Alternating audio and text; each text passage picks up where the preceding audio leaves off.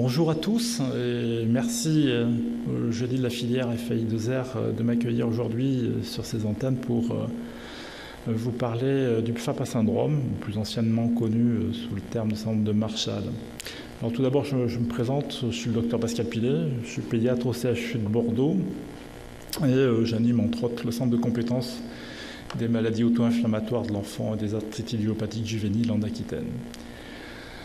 Je vais donc vous parler aujourd'hui d'un syndrome éminemment pédiatrique, peu connu des médecins d'adultes, au travers d'un topo qui s'échelonnera et dont le plan comprendra quelques éléments épidémiologiques, des critères diagnostiques, des éléments cliniques, immunologiques un petit peu, et nous terminerons par la prise en charge thérapeutique et l'évolution de ce syndrome, qui, je le dis d'emblée, est un syndrome pour l'instant assez obscur et mal compris, qui est très clairement une maladie auto-inflammatoire que l'on peut considérer comme bénigne. Vous verrez donc qu'un certain nombre de points restent pour le moment en tout cas mal compris. Pour commencer, je me suis permis une étiquette clinique. Arthur, qui a 4 ans et plus, qui, d'après sa maman, depuis 18 mois, présente des épisodes fébriles qui surviennent de façon très très rythmée tous les mois.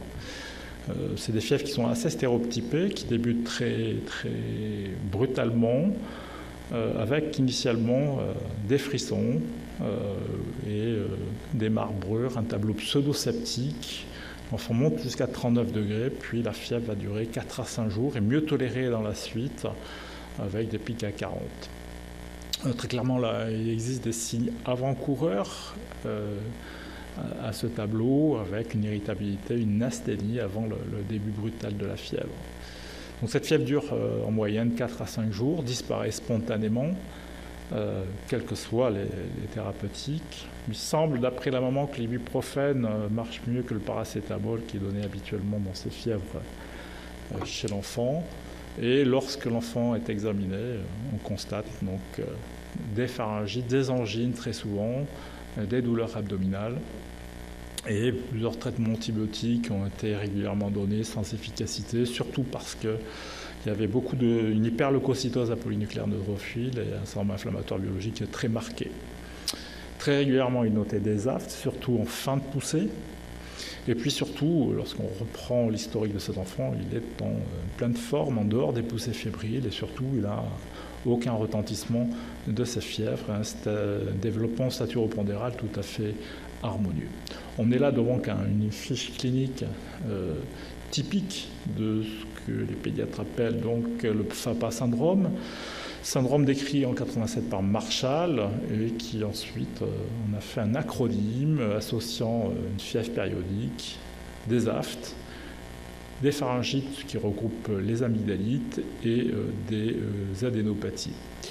Très clairement, pour résumer initialement cette fiche clinique et ce qu'est le syndrome de Marshall, on peut dire que c'est très clairement la fièvre auto-inflammatoire la plus fréquente rencontrée, elle est pour l'instant, on verra, certainement sous-diagnostiquée, la plus périodique, c'est un des éléments forts de ce syndrome, et la composante ORL en termes de symptomatologie est assez forte là aussi. Marshall a donc, comme je le disais, décrit ce tableau en 1987, la première description dans Journal of Pediatrics sur 12 enfants, et il considérait que ce tableau était probablement très rare et il présentait ce tableau comme étant très sporadique. On verra que ce n'est probablement pas le cas. Ensuite, l'acronyme a été proposé par même Marshall en 89, donc FAPA, et puis il faut attendre les années 99 et 2000 pour voir les plus grandes séries américaines et françaises notamment publiées, qui vont permettre de mieux appréhender ce syndrome qui était tout à fait inconnu à ce moment-là. Donc c'est un syndrome relativement de description récente finalement, peu connu de la médecine adulte, puisque, on va le voir, c'est une problématique essentiellement pédiatrique du très jeune enfant. Des critères diagnostiques ont été établis en 1999 et c'est cela qui est actuellement en cours. On le verra là aussi, ils sont très imparfaits.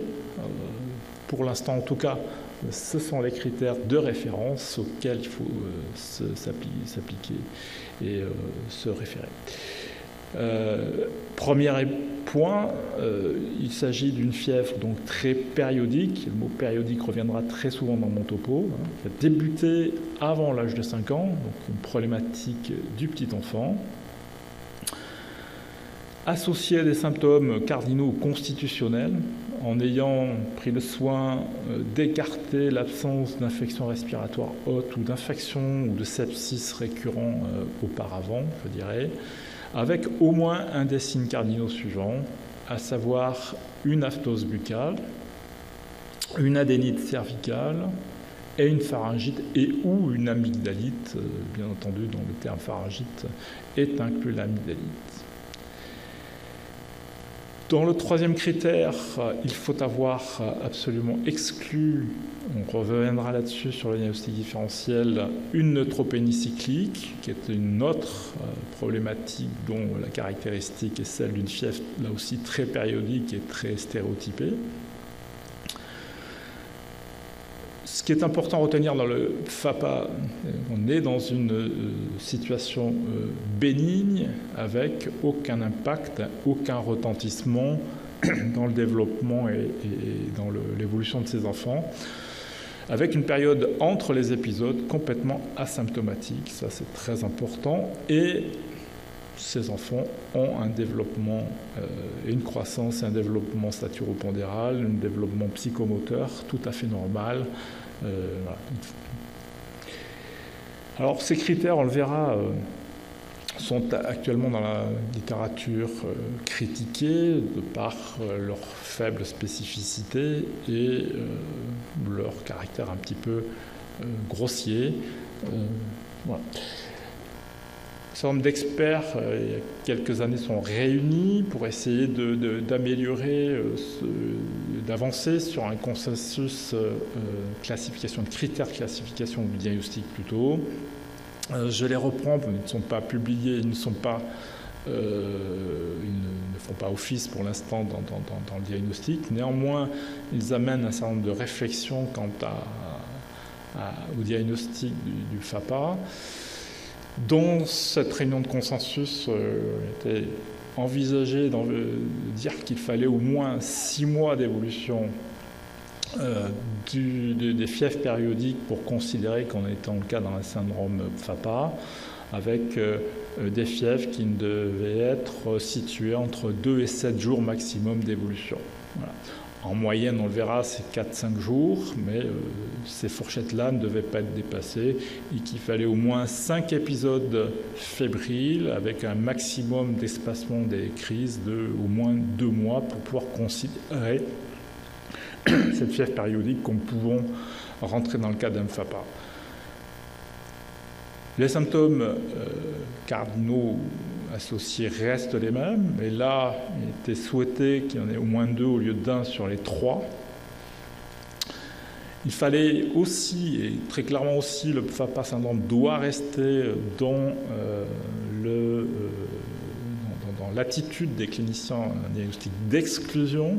Alors, des autres fièvres récurrentes, quelles qu'elles soient, fièvres récurrentes d'origine infectieuse ou auto-inflammatoire ou hématologique, et aussi exclure toute infection, sepsis, déficit immunitaire et aussi la neutropénie cyclique.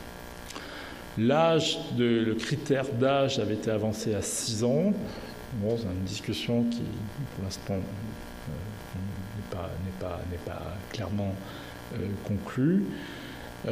Et là aussi, entre les épisodes, il n'y a pas de souci, l'enfant va bien, et il y a un très bon développement là aussi. Un des critères qui paraissait pouvoir être admis dans de futurs critères diagnostiques, c'est la réponse assez spectaculaire à la corticothérapie, ce qui n'est pas le cas de bon nombre d'autres pathologies ou maladies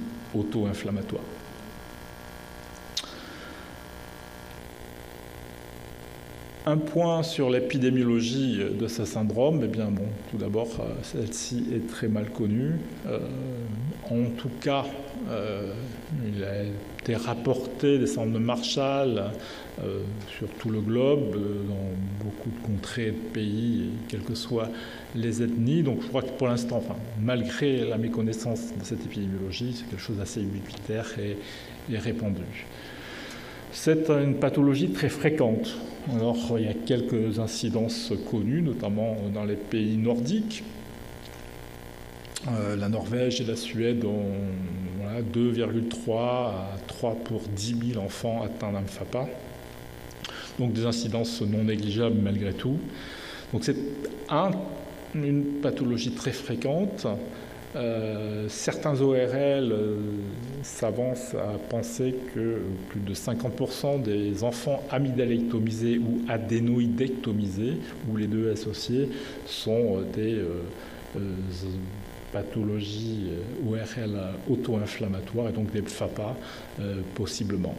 Voilà, donc, c'est sous-diagnostiqué car en général ces enfants ne sont pas étiquetés comme FAPA et sont étiquetés plutôt angine à répétition ou fièvre ORL bénigne à répétition sans que l'étiquette clairement du FAPA soit mise en exergue.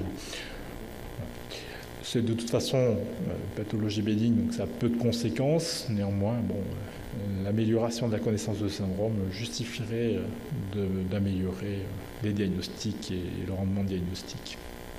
On sait, dans toutes les publications, cela est clairement rapporté, les garçons sont beaucoup plus atteints que les filles. Alors, dans un travail, et là aussi le travail de Michael Hofer en 2014, vous voyez ici sur cette courbe l'âge de distribution du début du syndrome, très clairement. Donc vous voyez que l'âge, c'est celle de la petite enfance, avec un début souvent très précoce, avant l'âge d'1 an en général. Donc l'âge de 5 ans, qui fait partie des critères, reste une valeur assez sûre. Par contre, on peut, bien entendu, avoir des débuts de FAPA au-delà de l'âge de 5 ans. C'est tout à fait possible. Le FAPA existe et peut même commencer à l'âge adulte. Néanmoins, il faut être assez circonspect quand ce tableau débute un peu plus tard dans la vie. Et se poser d'autres questions diagnostiques et envisager d'autres diagnostics. Le FAPA syndrome a été décrit chez l'adulte avec des petites séries. Voilà. Donc c'est quelque chose que tout à fait envisageable plus tard, c'est moins fréquent. Vous voyez, dans cette série de 2008, 15 patients décrits, donc avec un âge d'environ 21 ans au début, avec des patients qui avaient des angines exsudatives et des adénopathies cervicales importantes, très inflammatoires. Contrairement aux séries pédiatriques, un peu moins d'aphtes et un peu moins de frissons et beaucoup d'arthralgie, voire de myalgie et de courbatures au moment de ces épisodes fébriles. Une bonne sensibilité à la corticothérapie, comme on verra au cours du volet consacré à la thérapeutique. Et sur 2 patients amydalectomisés, il n'y a pas eu d'efficacité très nette, on ne peut pas en tirer grand-chose. En tout cas, cette diapositive est là pour mettre en exergue qu'il existe des formes de FAPA chez l'adulte. Y a-t-il un caractère familial et une prédisposition génétique, puisqu'initialement Marshall, comme je vous disais en 87 dans sa première publication, parlait de quelque chose de très sporadique. Plus on avance dans le temps et plus on peut considérer qu'il existe un substratum génétique, ou en tout cas une prédisposition génétique au syndrome de Marshall. De façon non vérifiée, quand on interroge les familles d'enfants porteurs de ce syndrome, on retrouve soit des fièvres récurrentes dans l'enfance chez les parents, mais très souvent des amygdalectomies chez l'un des deux parents. Voilà. Cela n'a jamais été vérifié de façon très claire car c'est des études qui sont compliquées à mener. Néanmoins, cela ressort assez vite. Gatorno en 2009 rapportait 10 à 20% des parents de patients atteints d'MFAPA ayant eu eux-mêmes une fièvre récurrente et MFAPA. Des publications autour de jumeaux ont été rapportées, ainsi qu'un jeune candidat chez un patient MFAPA, pas conclure là-dessus, sur un gène candidat, SPAC7, qui pourrait intervenir de façon importante dans la lutte et la réaction antivirale et la réaction inflammatoire. Voilà, bien entendu, on peut conclure, on ne peut pas conclure là-dessus, mais probablement un substratum génétique, d'autant que Marie Cochard en 2010 a montré dans une série de 84 enfants que l'histoire familiale était marquée par 12% de diagnostics de FAPA, soit dans la fratrie, soit chez un des deux parents. Une histoire familiale présente de fièvre récurrente chez 45% de cette population dans les antécédents familiaux et donc chez les parents. Et par rapport à un groupe contrôle, pas d'antécédents similaires. Donc là aussi, donc les auteurs à ce moment-là concluaient que le FAPA syndrome n'était pas une maladie sporadique comme cela avait été envisagé initialement et qui avait une origine, en tout cas en partie génétique.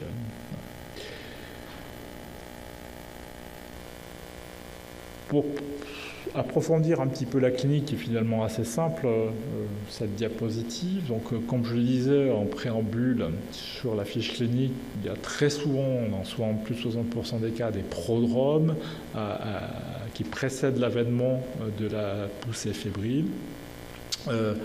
Une fatigue, une irritabilité des céphalées très souvent retrouvée.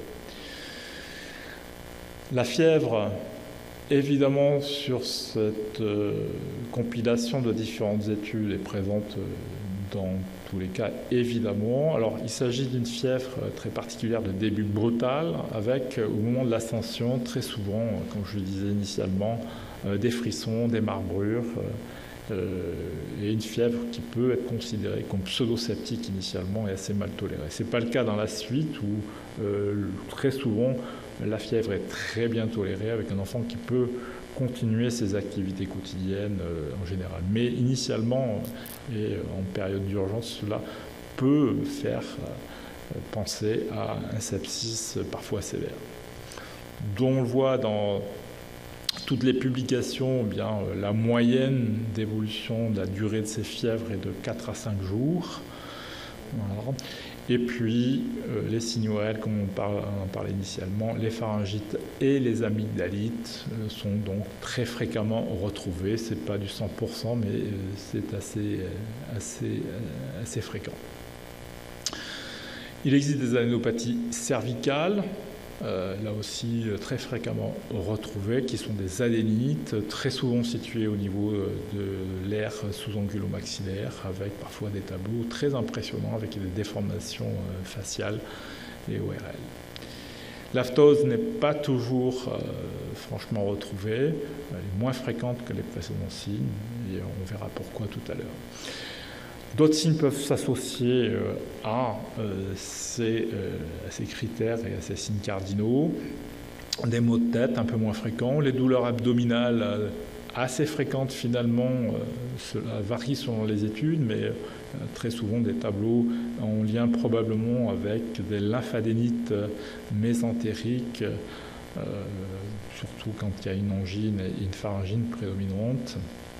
En tout cas, d'expérience et habituellement dans le FAPA, il n'y a pas de troubles du transit, exceptionnellement des vomissements et en général quasiment, normalement jamais de diarrhée. Elles sont décrites, néanmoins elles doivent faire évoquer d'autres problématiques. Pas d'arthrite, ça c'est un élément très important, des arthralgies, des myalgies de temps en temps, mais lorsqu'il y a une arthrite, je crois que ou une oligoarthrite ou une polyarthrite, bien entendu, le diagnostic de FAPA ne peut pas être retenu. Un autre élément sur ce qui est le côté dermatologique, il n'y a pas d'éruption cutanée dans le FAPA, ça c'est très clair. Là aussi, une éruption cutanée systématique récurrente au moment des poussées doit faire penser à d'autres pathologies. Alors, quand on parle de pharyngite ou d'amygdalite, très clairement, donc, il s'agit en général, dans l'immense majorité des cas, d'amygdalite ou d'ongine érythémateuse ou érythématopultacée. Très clairement, on ne peut pas se passer à un moment donné dans l'évolution dans la prise en charge des FAPA d'une culture ou d'un streptotest, cela va sans dire. En ce qui concerne les adénopathies cervicales, on peut voir beaucoup de choses, mais elles prédominent au niveau sous-angulo-maxillaire, elles sont en général bilatérales, et donc souvent parfois des tableaux très volumineux et très impressionnants, voire inquiétants, mais qui vont régresser dans le temps en général, c'est ça qui prédomine. Un petit mot sur les aftes. Classiquement, l'aftose du FAPA syndrome est une petite aftose avec des petits aftes qui prédominent en général sur la lèvre inférieure, qui sont en général très peu creusants et très peu douloureux, ce qui fait certainement qu'ils peuvent passer inaperçus ou sont assez peu symptomatiques. On n'a donc bien entendu pas le caractère sévère qu'on va avoir notamment dans la myélite B7, avec des aftoses importantes et douloureuses.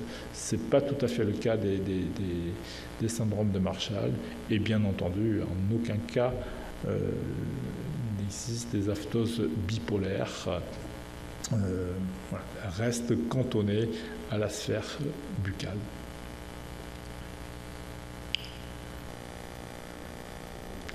Une étude rétrospective bordelaise date des années 2000. Je rapporte sur 40 patients. Donc là, vous voyez que là encore, un sexe ratio en faveur des garçons. L'âge de début avec des écarts importants, mais la moyenne est située autour de 2 ans et demi, 3 ans. La durée de la fièvre, 4-5 jours. La périodicité, 30 jours ici dans ce travail, et les signes, des adénites très fréquentes. Là, on a distingué pharyngite et angine. On a des douleurs abdominales isolées. En général, je le redis, dans le FAPA, il n'y a pas de trouble du transit ou exceptionnellement. Les aftes sont retrouvés dans 42% des cas, des arthralgies et des céphalées dans ce travail. La périodicité donc, est un élément, je le disais initialement, très fort dans le diagnostic. Donc, dans cette collection et cette revue de littérature, vous voyez que la durée de la fièvre, là encore, 4-5 jours, mais surtout les intervalles sont de 4 semaines, 3 semaines, 5 semaines.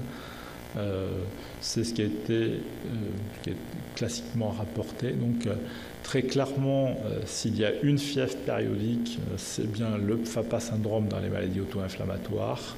Les parents, et notamment les mamans, sont capables parfois même de désigner la date exacte de la prochaine récurrence, tellement le mode de déclenchement est systématisé et périodique, contrairement aux autres fièvres d'origine inconnue ou fièvres auto-inflammatoires ou autres, où là on a un caractère beaucoup plus intermittent, récurrent et peu périodique. Comme je le disais initialement, et on reviendra là-dessus dans le cadre du diagnostic différentiel, il y a un diagnostic qui doit être envisagé, tout du moins intellectuellement, c'est l'indotropésie cyclique, où là, il va y avoir un tableau fébrile tous les 21 jours. On en reparlera tout à l'heure. Donc, un caractère très périodique, ça c'est vrai, qui donne donc ces profils dans le FAPA avec des réveils systématiques et coordonnés, ce qui, je crois, dans l'évaluation diagnostique, doit être envisagé. Les intervalles entre les épisodes, donc on le voit dans les premières grandes publications 99, il y avait donc des enfants, donc la plupart des récurrences surviennent autour de 3 semaines, 1 mois.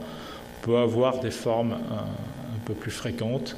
Et puis, bien entendu, on peut avoir des formes beaucoup plus espacées, surtout dans l'évolution, où on sait que l'évolution en général du FAPA va se faire vers un espacement et une diminution de l'intensité des fièvres. Mais globalement, donc, il faut retenir qu'on est entre 3 semaines et 1 mois de récurrence. Certains auteurs se sont posé la question de l'influence saisonnière. On ne fait pas. Beaucoup d'auteurs pensent qu'il y a une influence virale, en tout cas pour les infections virales communautaires, notamment hivernales, qui peuvent être des triggers ou des déclenchements du FAPA. Très clair que quand on parle syndrome de Marshall, on parle d'un tableau qui évolue de façon systématique tout au long de l'année. Il n'y a pas d'amélioration, comme certains pourraient le penser, l'été. Voilà, donc il n'y a pas de saisonnalité. Et donc dans ce travail, vous voyez que la plupart des patients continuent leur poussée fébrile de façon systématique, avec chez certains une augmentation, une accélération, une aggravation l'hiver, d'autres plutôt l'été.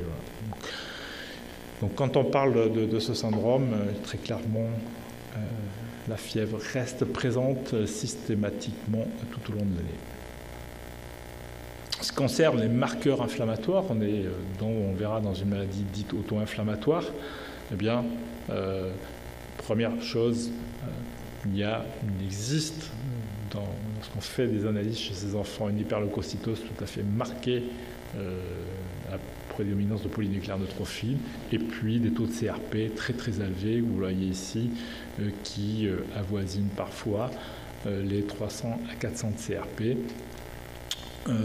Très clairement, la question qui se pose pour le clinicien, surtout au cours d'une première poussée ou d'une deuxième poussée, c'est de ne pas passer à côté d'un sepsis, pyélonéphrite, abcès profond, etc. Ce qui est encore plus intéressant, donc rapporté en 2010 dans Pediatrics, dans ce travail, les auteurs ont voulu regarder sur une série d'enfants FAPA, en comparant un groupe contrôle, les marqueurs tels que la CRP, la protéine amyloïde SAA et la procalcitonine. En période fébrile, comme on le voit ici, chez les sujets FAPA, donc il y a une élévation attendue des taux de CRP, mais aussi la protéine amyloïde. Et ce qui est assez rassurant, et très clairement tout ça pour dire qu'il n'y a pas d'évolution amyloïde dans le FAPA, la protéine amyloïde se normalise durant la période intercritique. Il en va de même pour la CRP, bien entendu. Autre élément important dans cette série-là, dans le cadre d'une interrogation sur un sepsis éventuel, on va regarder que la procalcitonine s'élève que très discrètement durant les poussées fébriles de ces FAPA, qui pourrait être un indicateur plutôt rassurant quant à la possibilité sous-jacente d'un sepsis chez ces enfants.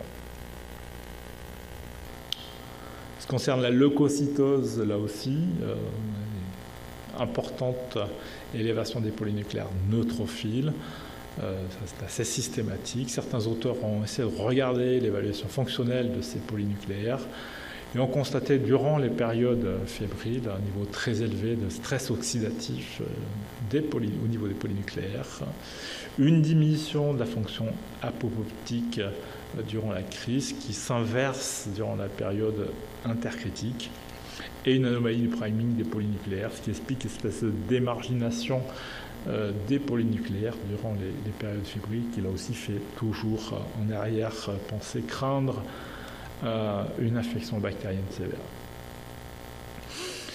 Alors, partie de mon exposé, je voulais aborder les diagnostics différentiels. Très clairement, donc le FAPA doit rester un diagnostic d'élimination. On a dit, donc je le redis, dans un premier temps, vis-à-vis de ces fièvres récurrentes ou périodiques, il est important d'écarter les infections à répétition, notamment les infections respiratoires hautes. Voilà. et aussi donc écarter une fois que les autres maladies infectieuses, voire hématologiques, et qu'on n'est pas dans le cas d'un déficit immunitaire, envisager d'autres maladies auto-inflammatoires. Alors pour cela, la démarche est souvent un petit peu la même. Nicolas, 4 ans, qui a des fièvres qui reviennent tout le temps depuis 4 à 5 mois.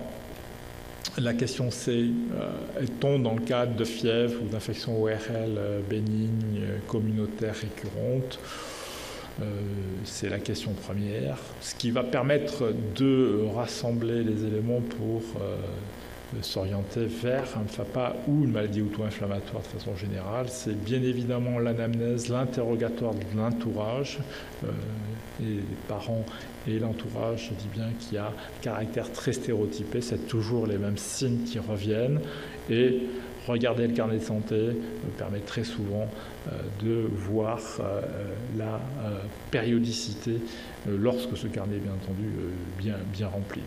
Donc cela va permettre de pouvoir rattacher tous les épisodes récurrents ou périodiques entre eux à une seule et même entité et d'envisager donc une fièvre auto-inflammatoire à ce moment-là qui a des caractères communs, à savoir des épisodes de durée limitée qui vont être résolutifs et spontanément résolutifs dans le temps, avec des intervalles libres, une reproduction selon des mois, voire des années, un caractère stéréotypé à chaque épisode et une inflammation non spécifique durant les épisodes lorsque les examens sont réalisés. Comment s'orienter finalement ensuite vis-à-vis de toutes ces fièvres et ces maladies auto-inflammatoires héréditaires, et il en est décrite de plus en plus. Eh bien, c'est pour l'instant la clinique qui prime. La clinique, donc la question de l'âge de début. On l'a vu dans le FAPA, souvent le diagnostic et le début est très précoce, mais plus le risque de maladie monogénique est d'autant plus important que le début a été précoce, le nombre des épisodes, le caractère, donc je le disais, récurrent, intermittent ou périodique, on l'a dit, est très important, le retentissement sur l'état général, sur la courbe staturo-pondérale. Encore une fois, je le redis, le FAPA syndrome n'interagit pas sur l'état général de l'enfant. Avoir une courbe thermique, s'enquérir des antécédents ethniques et familiaux va nous aider. Et puis, c'est évidemment les signes cliniques associés qui vont être les éléments d'orientation.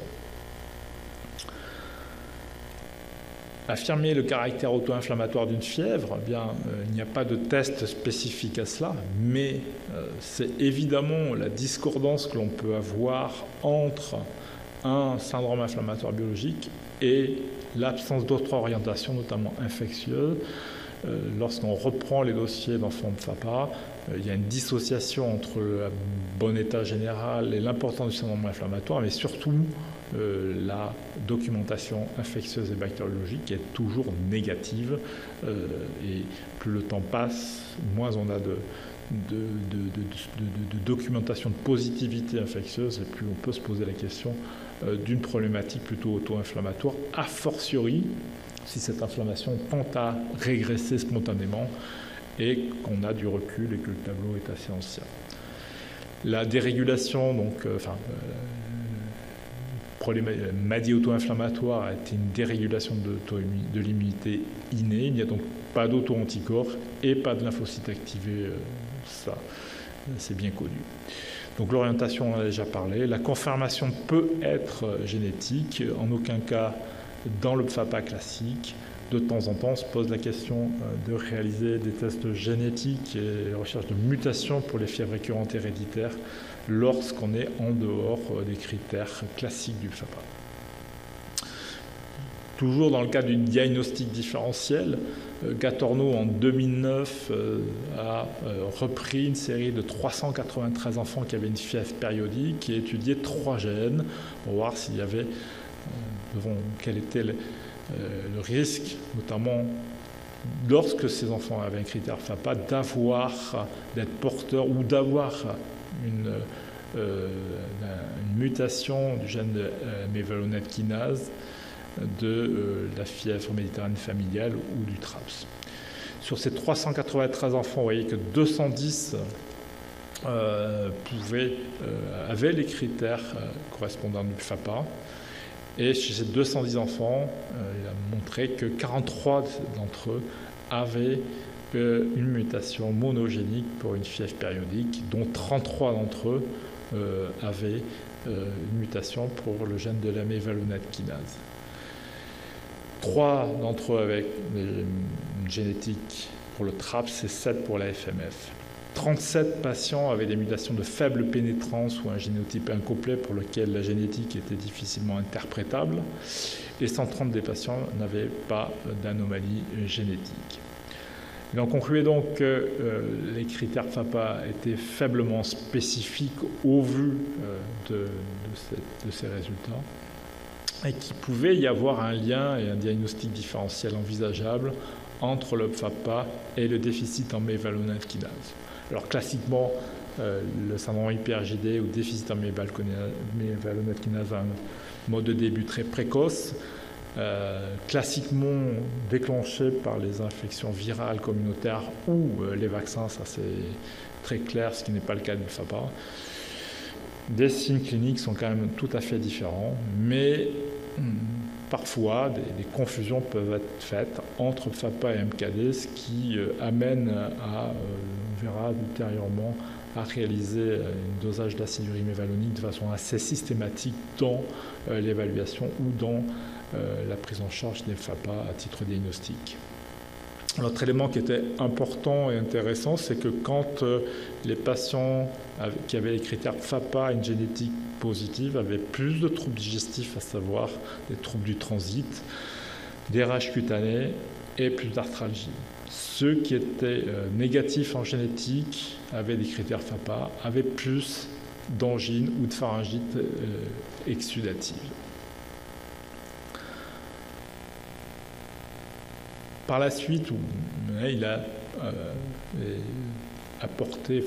établi un score diagnostique, ce qu'on appelle le score de Gaslini. Donc le risque dans une fièvre périodique ou récurrente chez l'enfant d'avoir une mutation positive, c'est ça qui est le plus important à retenir. C'est la présence d'une histoire familiale assez forte, de troubles digestifs importants, de douleurs thoraciques et le très jeune âge de début. Voilà. Mais ces scores diagnostiques sont peu spécifiques. Néanmoins, je crois que devant un FAPA, si on a ces caractéristiques-là assez fortes, il faut bien entendu se poser la question de tests génétiques supplémentaires si besoin. Autre travail, là aussi dans les FAPA, donc une équipe israélienne qui a regardé chez 56 patients porteurs des critères diagnostiques FAPA, étudié les gènes de la fièvre méditerranéenne, TRAPS, NOD2 CART15 et NLRP3. On a trouvé 16 patients, 28% d'entre eux porteurs d'une mutation hétérozygote pour la fièvre méditerranéenne familiale et d'autres patients.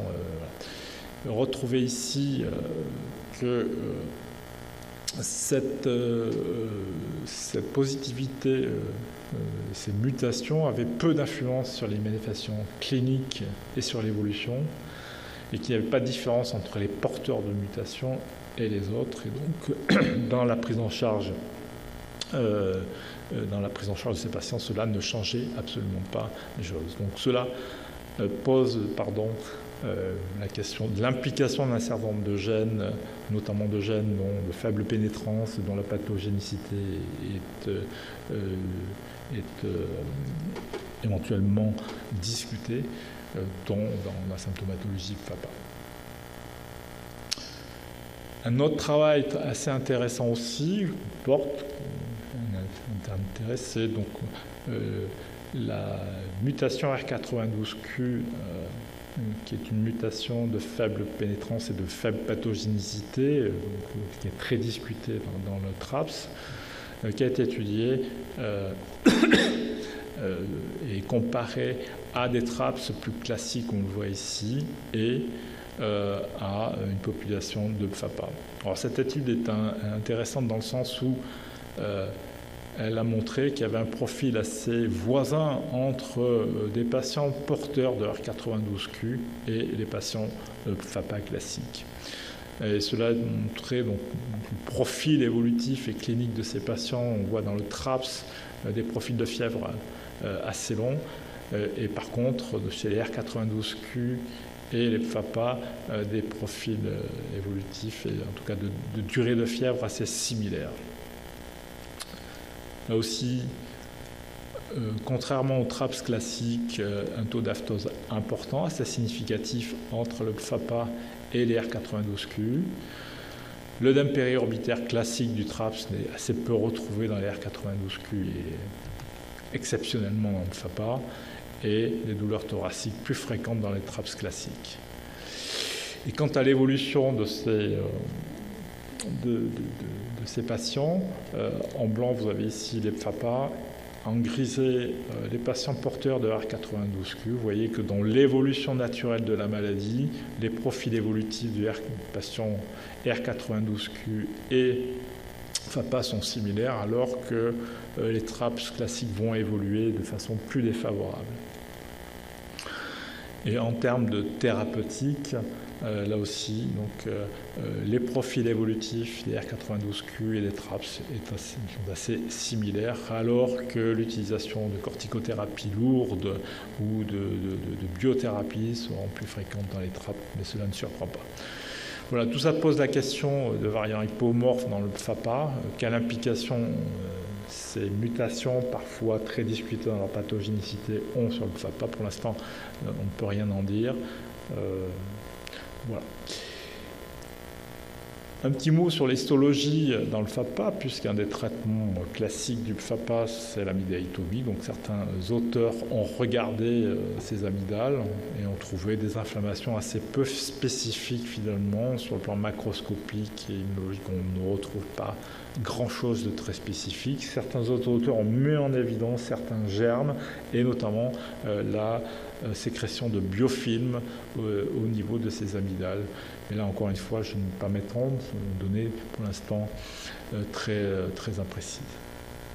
Sur le plan immunologique, par contre, des travaux de plus en plus dans le FAPA qui confirment qu'il s'agit d'une maladie auto-inflammatoire avec une augmentation des cytokines de l'immunité innée, notamment liée à la bêta et l'interféron gamma, d'autres aussi, avec des profils lymphocytaires plutôt TH1, voilà, et un travail de Colli en 2013 qui montrait que l'IL1 était augmenté dans les lignées myéloïdes des cellules des patients FAPA, notamment après stimulation par le LPS. Le FAPA est donc très clairement une maladie auto-inflammatoire. Stoyanov de l'équipe de Kastner, travail d'immunologie, ont chez 5 patients utilisé l'anakinra et ont montré des profils d'amélioration assez spectaculaires sur 5 de ces enfants, avec une dose, voire 2 doses, qui permet de casser un petit peu l'avènement de la crise. Donc une efficacité très nette du Kineret dans le FAPA. Donc une maladie auto-inflammatoire avec un profil immunologique où essentiellement ce sont les immunosuppresseurs qui sont efficaces, on le verra dans la partie thérapeutique. L'ensemble des examens sérologiques, bactériologiques, infectieux sont tout le temps négatifs. Les antibiotiques montrent aucune efficacité dans le FAPA. Et puis ce profil TH1 et ces profils immunologiques en faveur d'une maladie auto-inflammatoire avec très souvent des profils de déclenchement infectieux. Pour l'instant, aucun germe et aucune infection ne ressort, mais très souvent, on a au départ une infection et un profil génétique avec des prédispositions familiales. Et la question de l'implication des autres mutations, des fièvres récurrentes héréditaires se pose. Le FAPA est donc, probablement, d'après les auteurs, l'ensemble des gens qui s'intéressent au syndrome, une réponse adaptative anormale à des agressions virales ou à d'autres agents infectieux, qui est capable donc d'induire une activation rapide des cellules d'immunité innées. Alors, pour finir sur la partie diagnostique, Bon, quels sont les réels diagnostics différentiels du FAPA? On ne reviendra pas sur les sepsis et autres maladies, mais écarter la neutropénie cyclique, comme on le disait, donc je vous le disais initialement, ce sont des patients qui vont faire des tableaux fébriles toutes les 3 semaines. La particularité de la neutropénie cyclique, qui est une anomalie du gène de l'élastase, donc ELAN, c'est que la neutropénie va précéder l'épisode fébrile, et quand on voit ces enfants en période fébrile, la neutropénie disparaît. Ce qui implique donc précéder l'épisode fébrile, et donc doivent envisager de faire des numérations en formule sanguine 2 voire 3 fois par semaine pendant 6 semaines pour arriver au moment de la neutropénie et l'objectiver. En général, ce sont des tableaux beaucoup plus sévères, associés à des stomatites d'origine infectieuse, non pas des aftes, ce qui en fait un peu la différence. C'est clairement une maladie très rare.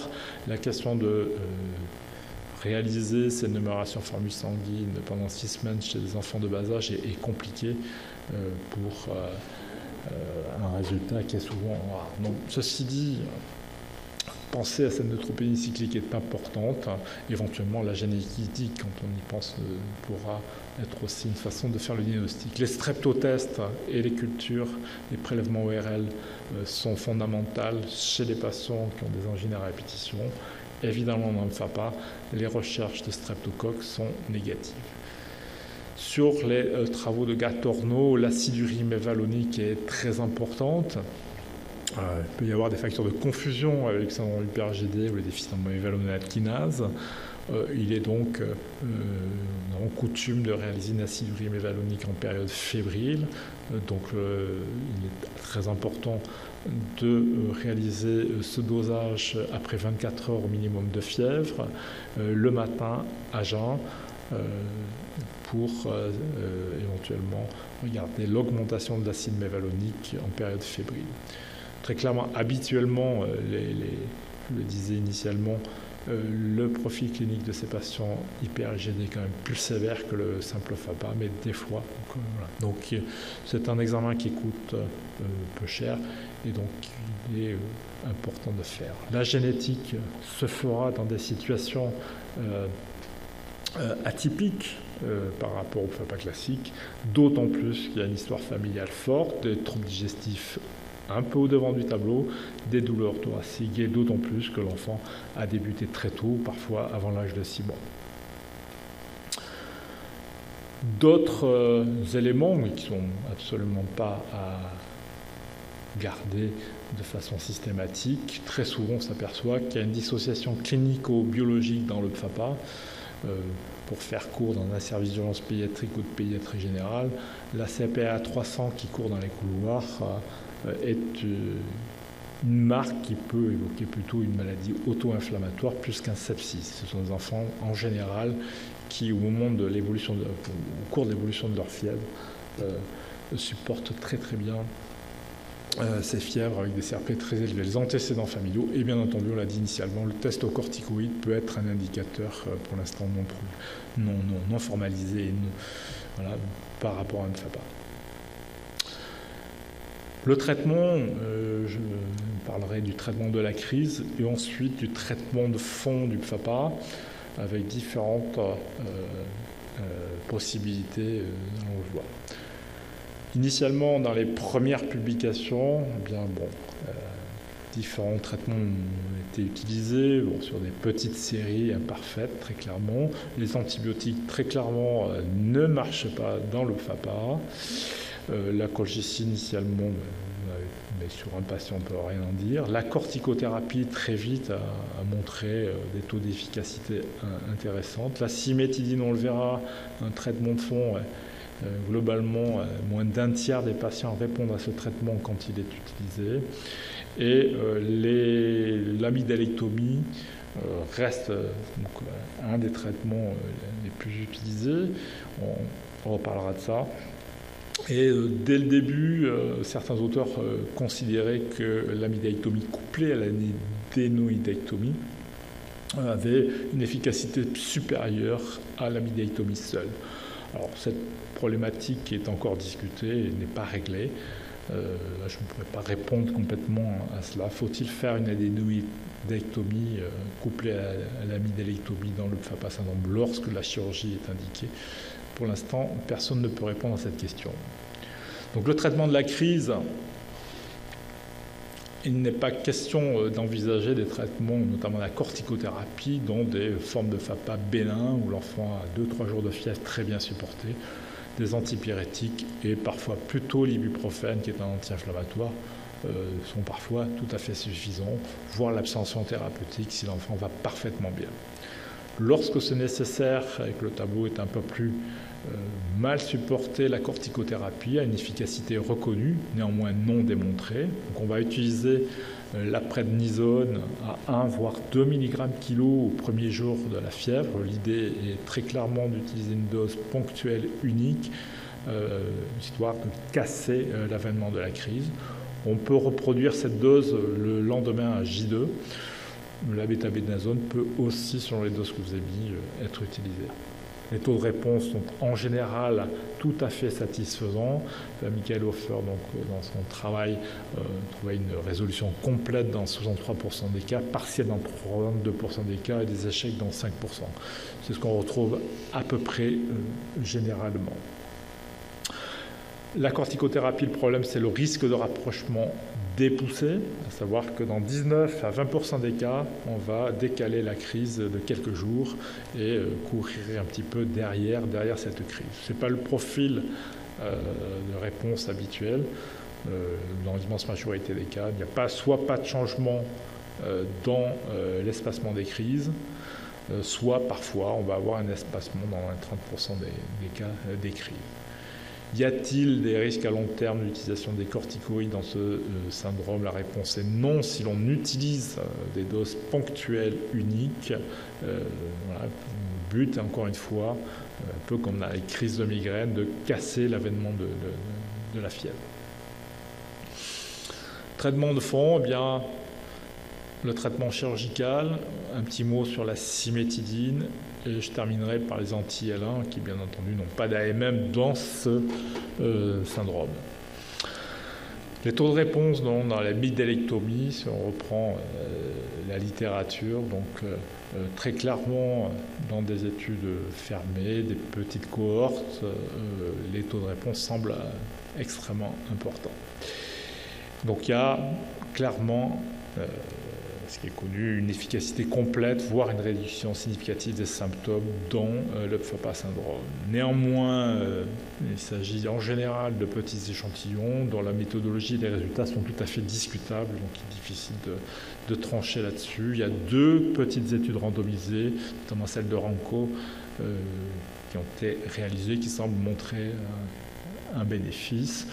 Voici l'étude de Ranco, 35 patients avec un FAPA, 7 enfants sortis d'études, donc il n'en reste que 28, randomisés amygdalectomie et groupe contrôle, sur un suivi qui est quand même relativement faible, 6 mois, bien dans 14 cas, c'est-à-dire la majorité des enfants qui ont été amygdalectomisés, il n'y a plus de symptômes, ce qui n'est pas le cas dans le groupe contrôle. Néanmoins, 6 d'entre eux, alors qu'on n'a rien fait, ont évolué dans les 6 mois qui ont suivi tout à fait favorablement. Donc peut-être une petite efficacité, mais encore une fois, c'est difficile de conclure. Y a-t-il donc une indication chirurgicale en 2016 dans le FAPA? Très clairement, la réponse est non de façon systématique. Il n'est pas question d'amygdalectomiser tous les enfants FAPA. D'autant que si on regarde les séries ou les travaux sur les amygdalectomies, la mortalité n'est pas négligeable avec le risque anesthésique. 0,4 pour 10 000 décès pour une opération soi-disant bénigne, c'est quand même relativement important. Les complications sont importantes là aussi, 5 à 15% des cas, avec le risque hémorragique précoce ou la chute d'escarre secondaire avec parfois des hémorragies importantes. Les complications post-opératoires, 15 à 80%, le tableau douloureux qui peut durer longtemps et le risque de surinfection après ce geste chirurgical ne fait pas de l'amygdalectomie, donc un geste aussi banal qu'on voudrait bien le dire. D'autant que le FAPA a une évolution qui est en général tout à fait bénigne, rémission spontanée qui a été rapportée initialement dans les premières études. Le profil évolutif, classiquement 4 groupes, ceux qui vont ne pas modifier la fréquence de leur poussée fébrile pour s'arrêter de façon un peu spontanée. Un deuxième groupe où on va avoir une réduction de la fréquence et de l'intensité des signes petit à petit. Très rarement 4% qui vont augmenter la fréquence des tableaux. Et puis un profil évolutif avec des rémissions puis des rechutes isolées ultérieures. Certains auteurs ont montré le lien avec le syndrome de Kawasaki. Il ne s'agit que d'un lien, encore une fois. Et les complications, comme je le disais, sont rares. Il n'y a pas d'amylose dans le FAPA. Quelques rares complications ponctuelles, je ne vais pas m'étendre. En général, les choses qu'on peut voir, c'est une fatigue, un petit syndrome dépressif et un absentéisme scolaire lié à l'intensité et l'importance de la fièvre. Encore une fois, ce sont des enfants qui vont bien, qui évoluent bien dans l'immense majorité des cas. C'est ce qu'on peut voir ici dans l'évolution à long terme sur ce registre de 59 patients de 12 à 21 ans. Donc la plupart, 50 sur les 59, ont résolu leurs symptômes en 6 ans et demi et 105 AL. Chez les 9 patients qui persistaient au-delà de l'âge d'une durée de 18 ans, il n'y avait pas de différence entre les deux groupes. Ça c'était très clair. Ceux qui persistaient diminuaient la durée de leur fièvre petit à petit et augmentaient les intervalles libres. Et un point très important, 2 patients ont évolué vers un B7 et une fièvre méditerranéenne familiale, cliniquement évidente. Le FAPA syndrome, donc, est certes une pathologie bénigne, mais qui peut déboucher de temps à autre sur d'autres maladies auto-inflammatoires. Il est donc important de surveiller l'évolution à moyen et long terme de ces enfants. Les corticoïdes étaient efficaces. Et donc, à long terme, les FAPA évoluent spontanément, favorablement, sans séquelles. Et là aussi, pour faire un petit peu de mal à l'amygdalectomie, une étude certes rétrospective de janvier 93 à août 2010, 275 patients FAPA, des garçons essentiellement, rémission complète dans 60% des cas.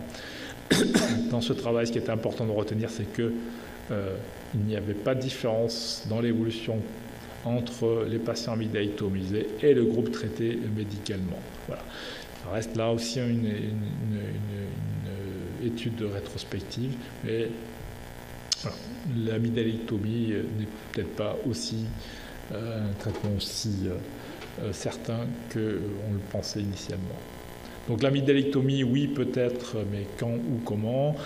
Je crois que ce traitement doit être réalisé ponctuellement, de façon parcimonieuse, avec déjà un ORL éclairé qu'ils connaissent. Cela dépend de l'âge, de la gravité et de la tolérance du tableau et de la résistance évidemment à la corticothérapie, ce qui peut arriver.